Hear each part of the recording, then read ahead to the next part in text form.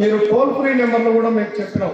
Cyber నేరానికి 1930, సీటీఎంకి 1098, పోలీసులు direct ఎలాంటి నేరం ఉంటే 100.